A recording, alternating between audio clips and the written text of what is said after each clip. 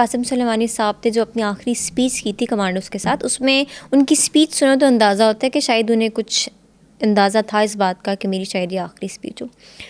تو ایسے کون سے ایونٹس تھے جو قاسم سلیمانی کی اسیسینیشن کی طرف اشارہ کر رہے تھے؟ اور ابھی جس طرح آپ ٹرمپ کی بات کریں، سننے میں یہ آتا ہے کہ جو پینٹاگون یا امریکن اسٹیبلشمنٹ تھی وہ نہیں چاہ رہی تھی کہ ہم اسیسینیٹ کریں، مگر ٹرمپ نے ان کے اگینسٹ جا کے اسیسینیٹ کر دیا. تو کیا اس میں سچائی یہ سچائی، یہ صحیح بات ہے، آپ نے بالکل صحیح فرمایا. جو ایلیمنٹ نظر آتے ہیں نا، وہ ہمیں یہ نظر آتے ہیں کہ انہوں نے، اگر آپ کو یاد ہو تو انہوں نے کچھ جاسوس پکڑے تھے، اور وہ بنیادی طور پہ قاسم سلیمانی صاحب کو قتل کرنے کے لیے تھے. تو ایسے واقعات بار بار ہو رہے تھے، ایسے لوگ بے نقاب ہو رہے تھے جو یہ کوشش میں لگے ہوئے تھے قاسم بلکہ ایک واقعے میں تو ایسا بھی محسوس ہوا کہ ایران کے اندر سے بھی کچھ لوگ ان کو مروانا چاہتے، اور وہ پھر پورا ریکٹ جو تھا وہ پکڑا گیا،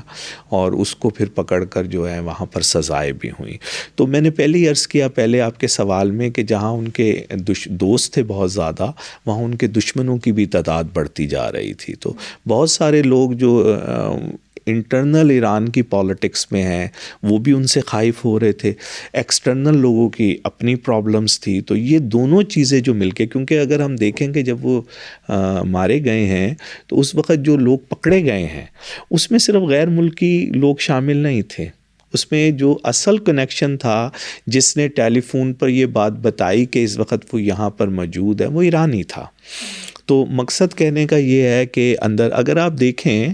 تو پچھلے چند سالوں سے ایران کے قاسم سلیمانی صاحب کو ہٹ کر دیکھتے ہیں ہم، جو زمینوں کو جسے ہم ارضیات کہتے ہیں، اس کے جو وہاں کے سب سے بڑے آدمی تھے ماہر،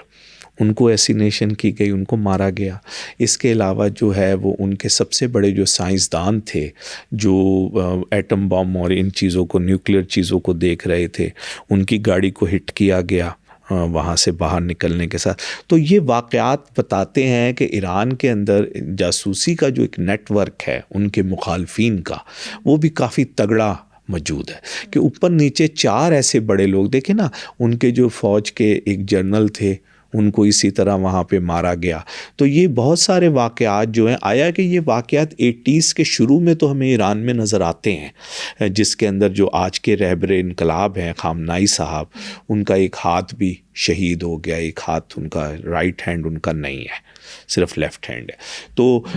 یہ سارے واقعات، لیکن پھر تھم گئے تھے یہ واقعات، پھر دہشت گردی کی صورتحال جو تھی تھم گئی تھی. لیکن ابھی ہم پچھلے چند سالوں سے دیکھیں تو یہ دہشت گردی کی لہر جو ہے ایک دفعہ دوبارہ ہمیں ایران کے اندر نظر آتی ہے. تو یہ وہ تمام واقعات تھے جو اس بات کو جوڑ رہے تھے کہ قاسم سلیمانی صاحب کا، کیونکہ قاسم سلیمانی صاحب نے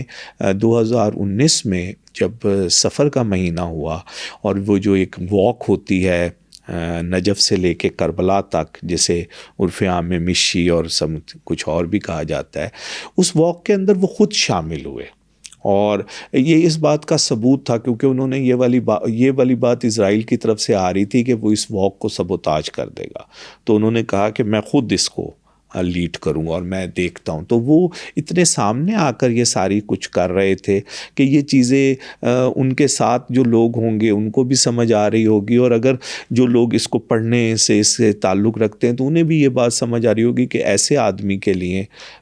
زندگی اور موت جو ہے نا وہ بالکل ساتھ ساتھ چل رہی ہوتی ہے. اور میرا خیال ہے ٹائم بھی اتنا زیادہ گزر گیا تھا، عموماً اس لیول کے عہدوں کے اوپر اتنے سال لوگ نہیں رہا کرتے جتنے سال وہ رہ چکے تھے. تو شاید یہ تمام چیزیں تھیں جس کی وجہ سے وہ یہ فکر مند تھے یا یہ سمجھ رہے تھے کہ یہ کچھ ہو سکتا ہے. تو اور فائنلی ایسا ہی ہوا اور ان کی شہادت ہو گئی، اور ان کے آنے والے لوگ اس طرح چیزوں کو کنٹرول نہیں کر سکے جس طرح کا کنٹرول ان کا موجود تھا. اب یہ بھی ہو سکتا ہے کہ ان کے دور میں ہی چیزیں تھوڑی سی نیچے آ رہی ہوں، لیکن ظاہری طور پہ ہمیں نظر نہیں آتی، لیکن ان کے مرنے کے فوراً بعد ہمیں نظر آتا ہے کہ چیزیں جو تھی وہ نیچے کی طرف چل پڑی.